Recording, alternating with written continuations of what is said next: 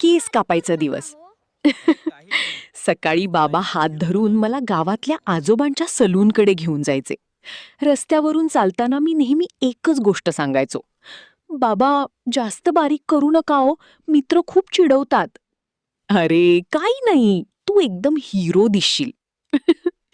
सलूनमध्ये गेल्यावर तीच जुनाट खुर्ची, भिंतीवर फोटो, रेडिओचा आवाज, रेडिओवरती अमिताभ बच्चनची गाणी आणि ते आजोबा केस कापणारे.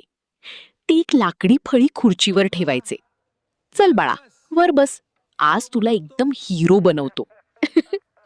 मी पुन्हा एकदा विनंती करायचो, पण आजोबा जास्त बारीक करू नका हो. हो हो काही नाही, फक्त थोडेसे. पण बाबा मागून हलक्या आवाजात सांगायचे, सगळी बारीक करा. काही वेळात कात्री चालू, केस खाली पडायला लागायचे. माझ्या डोळ्यात पाणी येण्याच्या आतच सगळं संपायचं. बघ आता कसा दिसतोस, एकदम स्मार्ट. मी आरशात बघायचो आणि चेहरा पडायचा. बाबा खूप बारीक केले ना. बाबा खाली मान घालून हसू दाबत बसायचे.